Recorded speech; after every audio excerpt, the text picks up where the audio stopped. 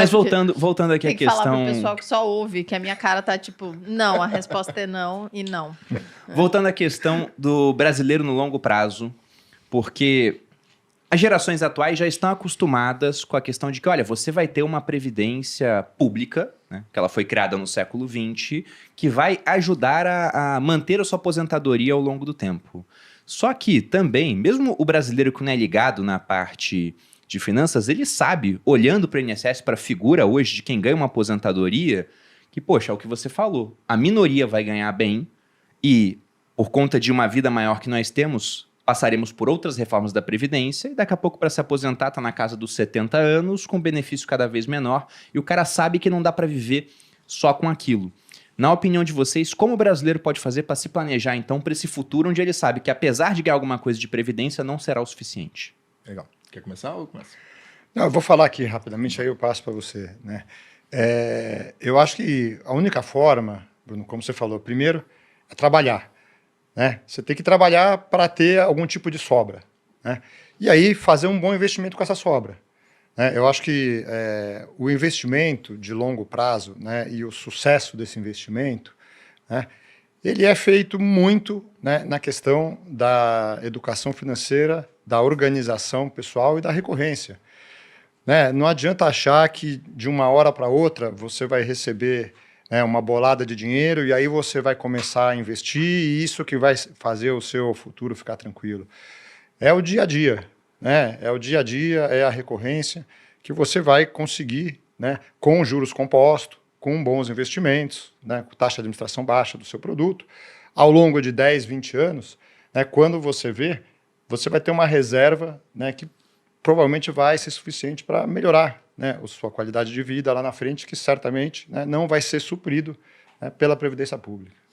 Eu acho que, complementando aqui, tem dois caminhos que eu acho que qualquer brasileiro, não só investidor, deveria pensar, tá? E foi como eu pensei toda a minha vida e toda a minha carreira, né? Eu brinco que, apesar da cara de playboy e de Faria Limer, eu sou filho de 2 analfabetos. Meu pai e minha mãe são analfabetos. Minha família toda, ninguém nunca fez faculdade. E eu, desde garoto, tinha na minha cabeça, sei lá por quê, que eu deveria fazer uma faculdade, me formar, ter uma profissão, né? E não ficar em empregos ali, pô, se eu vou fazer Uber, vou trabalhar em loja, vou, enfim, fazer empregos alternativos, digamos assim, que não tem uma profissão de fato. Então, o primeiro caminho que eu decidi foi educação. Eu precisava estudar, eu não tinha dinheiro para estudar, eu precisava de ou algo público ou algo patrocinado, consegui uma bolsa integral numa faculdade de excelência em economia, né, que é o IBMEC, e me formei economista e comecei a trabalhar. Já quando eu comecei a trabalhar, eu já ganhava mais do que todo mundo da minha família, mesmo com o salário de um analista júnior. E desde aquele momento eu sempre tive uma cultura de longo prazo, porque eu precisei me planejar para estar ali naquele momento durante 10 anos. Com 15 anos eu tomei a decisão de que eu queria algo diferente para mim, né? E ali, quando eu me formei, próximo ao 25, até um pouco tarde para a média da galera da minha turma, eu era um dos mais velhos da minha turma, porque o pessoal saía da faculdade, ia direto, da escola, ia direto para lá. E eu precisei passar por um período ali de cursinho, essas coisas, para conseguir fechar o gap educacional, porque eu estudei escola pública a vida toda e à noite, inclusive. E aí, quando eu comecei esse momento, eu sempre pensei, agora eu preciso começar o segundo passo, que é guardar dinheiro. E investir dinheiro pensando em longo prazo, né? Justamente porque tem um valor que as pessoas não percebem, né? Eu, inclusive, fiz esses dias uma conta ali para falar com um cliente, que ele falou, poxa, não, mas eu não paguei minha recorrência esse mês, porque só R$300 não faz diferença, não vai mudar minha vida isso aqui, eu preciso ir para o restaurante e tudo mais. Eu falei com ele, você sabe quanto você deixou de depositar para daqui a 30 anos? Aí ele, não faço ideia, vou fazer uma continha aqui para você. Peguei o juro de 1% ao mês, que é o que a gente tem hoje, né, aqui no Brasil, só para ter uma estimativa minimamente razoável. Se você pegar a curva de futuro dos juros do Brasil, tem algo próximo a 1% ao mês ali agora rodando. E fiz a conta por 30 anos. Esses R$300 que ele deixou de investir nesse mês, ele deixou de acumular para ele daqui a 30 anos mais de R$10.000. Foram 10.700 e pouquinho. Então, assim, imagina isso durante 30 anos. Então, eu acho que o segredo você tem que ter um planejamento. Você tem que, primeiro, conhecer o produto, você tem que pegar a educação financeira. Nisso vocês fazem um trabalho brilhante aqui, trazendo todo esse conhecimento. Tem uma playlist, por exemplo, de Previdência, que é o produto que a gente está falando aqui, lá no seu canal, que é impressionante, super didática, qualquer um consegue, que não entende nada, sair dali entendendo como montar a sua previdência privada. E o segundo, disciplina. você tem que todos os meses fazer um aporte. Ah, mas é pouco. Mas esse pouco, durante 30 anos, ele é disruptivo. Ele muda a sua vida. Então, como eu falei aqui, em um ano, você acumulando R$300 por mês, você está falando de R$3.600 que você deixa de usar. Mas você está falando ali de mais de R$100 mil num período, mais de R$120 mil num período de 30 anos.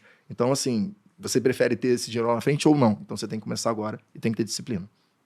Tem até uma conta que eu fiz uma vez para uma pessoa próxima, que ela tava falando, poxa, quero começar a investir. Era um casal. E um dos cônjuges falava, vamos esperar um pouco, porque eles têm filhos. E fala, espera as crianças crescerem, daqui a 10 anos, quando a gente tiver menos despesa com os filhos, a gente começa. E eles estavam nessa discussão e perguntaram a minha opinião. Aí eu falei, vou fazer uma conta aqui para vocês então. Vocês conseguem investir quanto hoje? Aí eles olharam para a cara do outro assim, meio na dúvida. Eu falei, R$300 consegue? Daí, sim, R$300 por mês a gente consegue. Tá, então eu vou fazer uma simulação que você espere 10 anos para começar a investir esses R$300. Esperou 10 anos, vai investir durante 20, vou colocar aqui uma taxa de 1% ao mês, e não vai ser sempre 1% ao mês, tá, gente? É só porque é para facilitar a simulação. 300 por mês, durante 20 anos, 1% ao mês, no final teria mais ou menos uns R$300 mil acumulados. Aí a pessoa falou, nossa, legal, né? Não muda de vida, mas é um dinheiro que a gente pode contar no futuro. Daí eu falei, tá, mas agora, se ao invés de esperar 10 anos para começar, você começa hoje, tem 10 anos a mais de investimento, ou seja, 300 por mês rendendo 1%, só que agora durante 30 anos, dava 1 milhão. Ou seja, 10 anos a mais foram responsáveis por um resultado 700 mil maior, mais do que 3 vezes o resultado que eles teriam inicialmente. Só porque começou 10 anos antes. E seria menor se botasse 600 naquele tempo? Será? Se botasse 600 durante 20 anos? É. Seria. Porque o tempo é o fator mais importante. Então, o tempo é isso que muito tem importante. que ficar claro para as pessoas. Pois é, então essa pessoa que falou contigo... O tempo é o mais importante. Exatamente, Quanto antes, Vitor, melhor. que tinha pouco dinheiro, se ela tem pouco dinheiro, mas tem muito tempo, é muito melhor do que ter mais dinheiro e menos tempo pela frente. Então, para quem está assistindo e pensando, esse papo não é para mim porque eu ainda sou muito novo, olha, ele é para você sim, porque quanto mais novo você começa, melhor. Se eu não tivesse começado a investir com 17 anos, não tinha batido nos 30 com dinheiro acumulado para poder mudar de profissão, por exemplo. E aí, quando eu fiz isso, a Malu fez isso também, por conta do dinheiro já acumulado, e a gente veio parar aqui. Então, quanto mais cedo você começar a investir, melhor. E a gente falou, de barreira cultural. Pessoal que nasceu no plano real, a barreira cultural já é menor, tá, gente? A gente falou da questão dos produtos ruins, hoje tem produtos muito melhores, e falamos da questão de educação, que sim é uma barreira, só que hoje você consegue obter informação na internet. E até o final do podcast você vai estar apto a escolher a sua própria previdência privada. Tá? Inclusive saindo das armadilhas que existem nos bancões, porque é um mercado ultra concentrado. Vocês têm o dado aí da concentração de previdência privada nos grandes bancos? Nós temos alguns números sim, assim, quando você olha a previdência privada, hoje mais de 80% dela está concentrada nos 5 grandes bancos, os 5 principais bancos aí, que eu não preciso citar os nomes, vocês todos sabem de quem a gente está falando. Sendo que mais da metade desse valor, ele não supera o CDI. E aí, para quem também não está tão habituado com esses termos de mercado, CDI é uma taxa básica que você deveria ter em qualquer produto. Então, pensando assim, se você bota na LFT, que é o Tesouro Selic, que é o ativo soberano mais confortável, mais seguro para o investidor, a taxa que ele vai te render é a Selic. O CDI anda muito próximo da Selic, é uma questão técnica que não vale a pena entrar no detalhe, mas ela é muito próxima à Selic, e qualquer investimento sem risco nenhum deveria render no mínimo Selic, CDI, E esses fundos dos bancões, mais da metade deles não batem sequer o CDI, no longo prazo, no desde o início. Eu não estou nem falando, não bateu esse ano, não bateu nos 6 meses, não. Pego desde o início de todos eles, vê quem está batendo e quem não está batendo, independente de como foi criado. Nunca vão bater, Desculpa te interromper. Nunca vão bater. Nunca vão bater do jeito que o fundo é concebido. Exato. Com a taxa de administração que você tem, e um produto simples, sem sofisticação do jeito que são, os juros que você tiver, não importa o tamanho dos juros, nunca vai bater.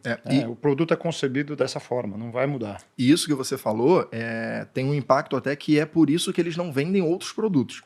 Que quando você pega ali, como eu disse, metade das previdências que estão nos bancões não batem o CDI. Só que essas previdências são responsáveis por mais de 80% da receita dos bancos em previdência privada. Então você está falando de um produto que é feito para render Quantos por cento? Mais de 80% Nossa. da receita dos bancos. Então você está trazendo para o investidor um produto ruim, um produto que não vai bater no mínimo o CDI, ele foi montado para não bater por ele ser extremamente caro, então você vai ter um produto que compra Tesouro Selic, que rende 100% do CDI, como eu disse para vocês aqui, da Selic, né? E ele cobra uma taxa de administração, por exemplo, de 2% para fazer isso. Na indústria, hoje, existem fundos que não cobram nada para fazer isso, que é zero. Porque é uma coisa extremamente simples de ser feita, você pode fazer sozinho, inclusive comprar o Tesouro Selic. Só que isso ele é feito e é vendido em grande quantidade, como o número mostra, porque o investidor brasileiro ainda não aprendeu que ele tem opções melhores, mais seguras, mais rentáveis e muito mais baratas. Quer complementar alguma coisa aí, Gui? Não, eu acho que a ideia é essa mesmo, né? Questão de ganhar do CDI ou não, né?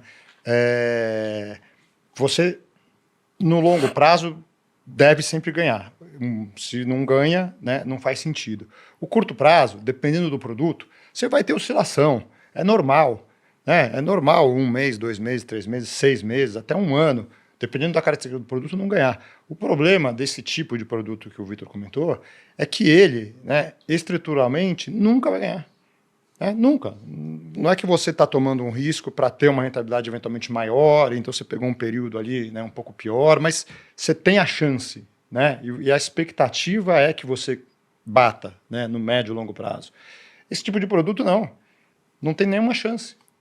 Por conta da arquitetura dele, como vocês disseram, né? Então o Vitor falou da taxa Selic, que no momento do podcast está em 13,75. O CDI fica levemente abaixo, fica em 13,65. Então vamos supor que um fundo de previdência de um grande banco só compra Tesouro Selic, LFT, que é o nome antigo, né? Letra Financeira do Tesouro.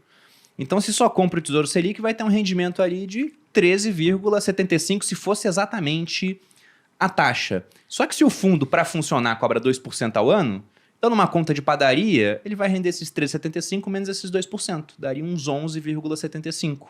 Ou seja, por conta da maneira como ele funciona, ele nunca iria ganhar do CDI, porque é um produto caro e para investir em um único produto que um único ativo que, como o Vitor falou aqui, qualquer pessoa consegue pegar, gente. Você cria uma conta numa corretora, você vai lá e compra Tesouro Selic. Super simples de fazer, ultra líquido, com pouca oscilação, ótima opção para curto prazo, mas no longo prazo há opções muito melhores.